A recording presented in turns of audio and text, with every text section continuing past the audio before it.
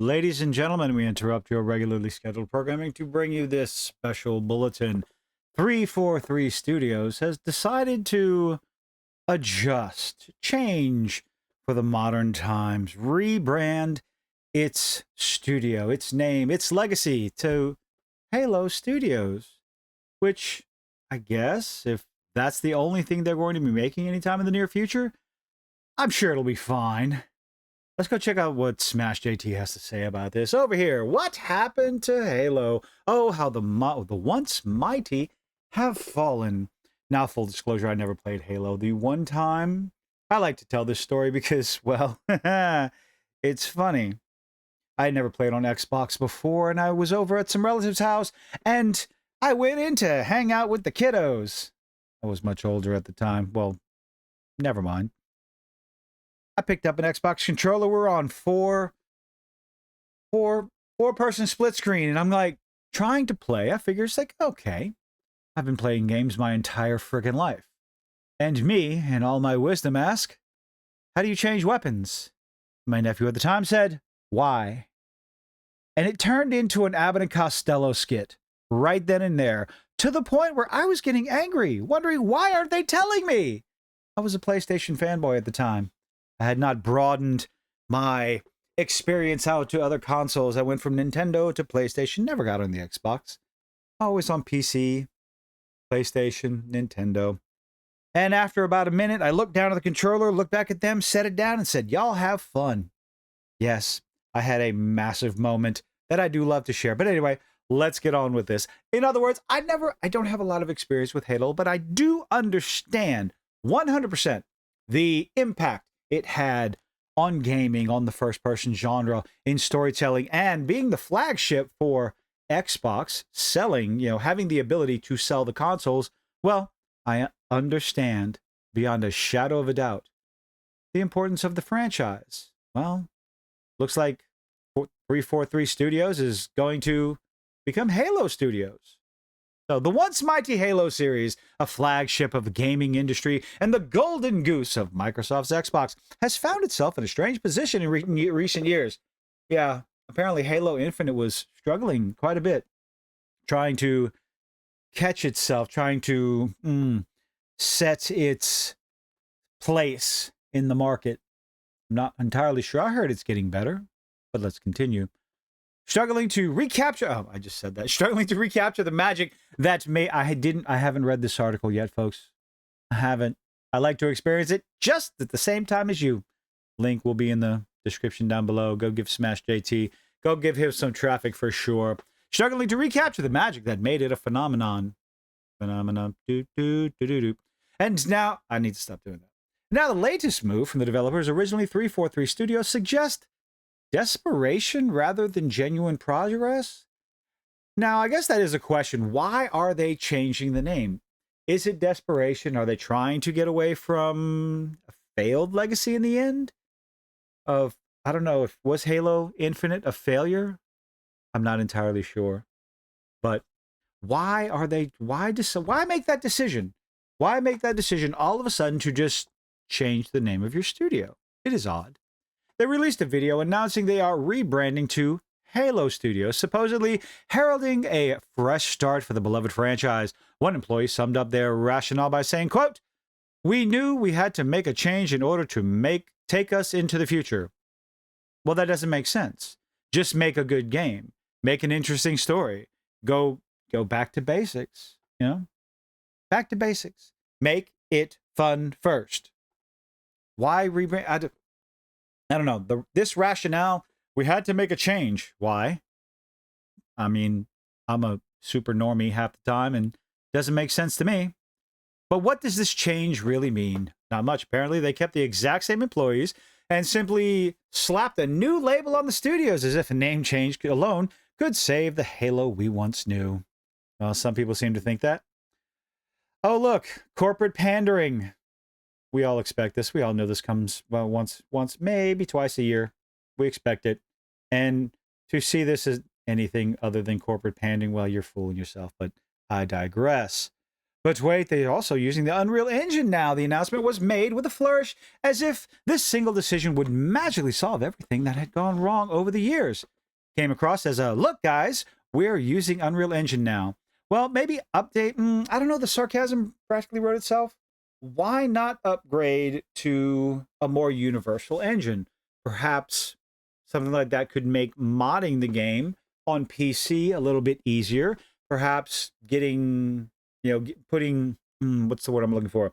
Making expansion, making additions, making cosmetics for Unreal Engine would be a little bit less time consuming, a little bit easier. Of course, AI Emerald Apple has an opinion on this one. Them using Unreal Engine is a big red flag. That means they don't have the talent in-house to develop their own game engine. That might be true. Or the people who made the original engine for it are no longer there, so they have to move on to something else instead of trying to teach the new batch of developers the original engine for Halo. Maybe the batch of developers there all know more about Unreal Engine. Perhaps Unreal Engine is more friendly? Maybe the word I'm looking for? You decide. And we shall see, I guess. They can put a new coat of paint on something rotten. Hey, be nice. But it still smells like the same old crap. People like Halo. Don't be mean. Smash, don't be mean. The truth is, the people make the game, not a new engine or a rebranded studio. Okay, the people make the game. Yeah, we want the people to make the game. We want people to make a good game. Good game. The root of the problem is more systemic, and it's disheartening to see the real issues go unaddressed. Not that we're really surprised. Now, it's going to be interesting what could possibly be a massive red flag for the studio going forward. Gee, I wonder, what could it possibly be? What seems to have gotten Smash's attention, not just Smash's attention, but Dread Roberts over here, Sickly the Ninja, and the attention of quite a few other content creators and gamers online. Well, we'll find out in a moment. Let's face it, Halo's reputation has taken a nosedive, and the perception online is overwhelmingly negative. It doesn't hold a candle to the behemoth it once was. I mean, how many franchises outside of Nintendo who stick to one thing and do it, that's it, Zelda, Metroid, Super Mario, can hold on to the love of the franchise decade after decade after decade? You would think, I mean, Halo would be a no-brainer, but what happened? Got away from gameplay, got away from some of the mechanics people loved. Again, not entirely sure, but maybe some clues. The decline isn't just about the declining quality of the game. It's about the direction and the people at the helm. Oh, my dear Smash, what are you saying? Sure, there are talented developers out there, but over the years, it's become obvious that 434, now Halo Studios, has been plagued by an internal culture that doesn't align with what made the original games great. Oh, I remember this lovely individual. Nick. Has included developers openly expressing disdain for the core aspects of Halo. Well, whatever does that mean? Good old Nick here apparently was a developer for, Call of Duty, Battlefield, Rainbow Six. I honestly don't think I could work on a game that glorifies or fantasizes modern guns. Oh, those are just the examples. I've had moments I've struggled with Halo. Oh, he was a developer for Halo, but the weapons and world is pretty sci-fi, which creates a large enough separation from reality. You are involved with the development of a violent first-person shooter, and you have a problem with the gunplay. How did you get the job? I mean, based on his profile, I kind of have some ideas. If the team creating Halo is uncomfortable with the core mechanics, it's no wonder. The game itself has felt like a pale shadow of its former self. Now, who would this be? Melissa Boone, Chief of Staff. My goodness, I can't imagine that she would have any biases towards, hiring practices, maybe, perhaps. I don't know. Maybe. You be the judge. Typically, a chief of staff is someone who ensures that the team functions smoothly. Hire the right people, get some involvement in there, meritocracy for a change, but I have a funny feeling. Now, this is just speculation on my part, so please excuse me. But hey, we have fun when we speculate. I have an idea that Melissa might not be interested all that much in the hiring and in the meritocracy of hiring. Did I say that right? Whether I did or not, I think you get the idea. I don't know, just a sneaky suspicion. I don't want to make any sort of accusations, just, there she is. It was just, okay. But when you look at Boone's background, it becomes even harder to understand how it relates to Halo. I mean, I guess that is another question. How did she get her job? I would hate to assume that it was based on, I don't know, a quota. That would be terrible. She holds a PhD in social psychology. What? Hold on. Focusing on AIDS and HIV. And I struggle to see what this has to do with a sci-fi shooter franchise. I'm with you right there, Smash. How does a PhD in social psychology qualify you to be chief of staff at a video game studio? Somebody please help me. Help this make sense to me. Okay? Not that someone with these qualifications can't work in gaming. Oh, well, I think you should have better qualifications than that to work at a video game studio. I think maybe some experience in video games, especially if you're the chief of staff. But when it comes to leading a team tasked with delivering on a series about heroism, alien worlds, and intense battles, the connection seems more than a stretch. Oh, it's a massive stretch. Of course, Dr. Pikachu 69, giggity, seems to have some ideas because good old Melissa Boone talks about Latinx. And again, people have their opinions on that. You form your own opinion for yourself, and I'm not here to judge. I'm just here wondering how she's qualified to run a video game studio. Add to that her insistence on using terms like Latinx, and you be the judge for yourself, a label widely rejected by the community. Okay, moving on. Again, make that decision for yourself. Don't let anybody convince you one way or another. We're making up new words all the time. Personally, I'm not Latin. I'm not Spanish, so I'm more Creole than anything else. Anyway, many people are rightfully worried about the chief of staff at Halo Studios, Melissa Boone, and her obvious ideologically driven activism. Well, there's no denying that for sure. She's not alone in the push. The laundry list of questionable employees goes on and on and on. Are we really shocked, though, Smash? Because this has seemed to be what we're getting, year after year. You have individuals that are hired to fill a quota. I'm sorry, but we cannot deny that anymore. It's not racism. Actually, it's racism on the studio's part.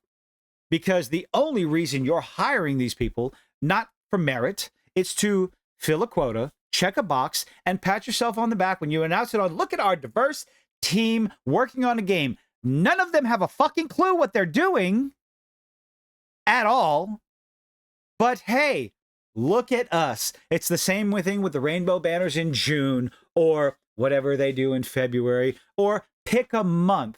It's corporate pandering to the lowest common denominator to make themselves look good. And because of that, the video game industry is suffering for it, at least as far as the AAA studios, the mainstream big budget, or in Ubisoft's case, the quadruple A studios. Failing, stock prices tanking, Tencent about to buy your ass out because you have failed in the most basic of concepts. First of all, hiring for merit, and make it fun first. Fuckers. I'm just going to start saying it like that because I'm so damn frustrated with all this nonsense. How does a woman with zero qualifications become chief of staff of a video game studio? I mean,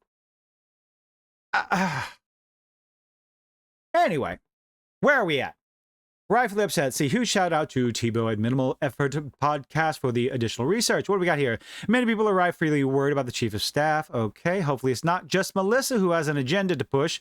I'm not here to judge. You make that decision for yourself. I'm just here to talk about what's going on, ladies and gentlemen. But who else do we have? Oh, executive producer Casey Wu and COO Elizabeth Van Wyck are also bringing their own agendas, activist agendas to the table, which raises serious questions about the direction of the studio. Well, who are these oh so lovely individuals? Casey Wu, for instance, was on a panel back in 2019 called Open Worlds, Women and Diversity in Gaming. Make a fun game first. Oh, sorry. I shouldn't get frustrated. I don't need to be this loud. Where they were pushing the dubious claim that 45% of gamers are women. No, they're not. Subjectively false because, no, only if you consider mobile devices and Candy Crush as games. It's been proven over and over and over and over and over again. There's nothing wrong with the diversity in gaming, but stop trying to force incorrect data into your study. You want to talk about if you're trying to sell a first-person shooter, then maybe you should pay attention to the demographic that plays first-person shooters. Trust me, it's not 45% women. It just isn't. Okay. Now, when you go to games like Farmville on the app or Animal Crossing, you're going to get a larger female demographic. There is nothing wrong with that. And there is nothing wrong with catering to that demographic. Maybe if you start doing that, you might start making more money, especially you, Ubisoft. And who knows, maybe your stock prices will start to go up if you start focusing on making fun games instead of pandering to the so-called modern audience. This type of narrative is an obvious attempt to reshape the industry based on misleading statistics, because they are misleading statistics, rather than catering to the actual player base. Yes, the actual demographic that plays the game that you are trying to sell. This is the most basic of economics. I will never understand why these modern developers just don't get it. Especially when consistently, the sales are down and people are, gamers are making YouTube channels talking about what they like and what they don't like. We're on social media talking about what we like and what we don't like and why we like it and we don't like it. And it's never about what the protagonist is packing between their thighs. It's about gameplay. It's about the lovely word that I do so love, verisimilitude. How believable is the story that you are presenting to us? How believable is it? If what you're putting in front of us is believable, we'll play it. Even with what could be considered ideological bullshit. We'll still play it. We'll give you your money. But you have to make it fun first. If it's not fun, it will fail, regardless of whether... K-Vess could have been a male. Could have been a man. It would have failed still because the game was a sloppy, buggy, unfinished mess of a game. Stop denying. Don't deny it. Let's see. Let's alone despite the exact cliches and tropes. The truth is that gamers from console to mobile tabletop belong to one of the most diverse... false. Yes. More information about the women and diversity in gamings. Okay. Such ideologically driven priorities, which seem to be more about making headlines. Yes, that's all it's about.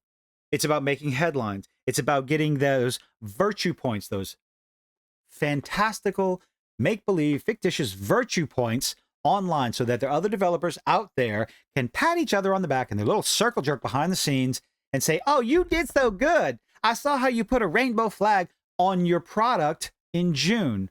I saw how you went in February and get the little black spot on your icon, except in other parts of the world. We can't do that only in the West and in other particular countries, but we can't do that in like the Middle East. But anyway, ideological driven priorities, because that's all they are. Making headlines and making great games. That's all we want. That's all we want. Make gaming great again. Are part of what has led to the decline in the quality of the series. It's led to the decline of quality in gaming in general. Then we have Elizabeth Van Wyck. Oh, who is this lovely lady? COO shares a similar pattern of activism. Elizabeth has been a Microsoft employee for many years, and she's been involved in various activist circles, including sitting on a panel for AnyKey, whatever that is, a group that prioritizes activism and social justice in gaming, because god off hell, we need that. It's Gamergate again, ladies and gentlemen. We need activism in our escapism. Yesterday we hosted the first AnyKey, paving the path for women in esports. Okay. Do they deserve to be there? Did they beat everyone else in their game? Did they rise through the ranks like every single other team out there? Did they earn their spot? If the answer is yes, come on board. I'm all in favor for it. Absolutely, 100% in favor of it.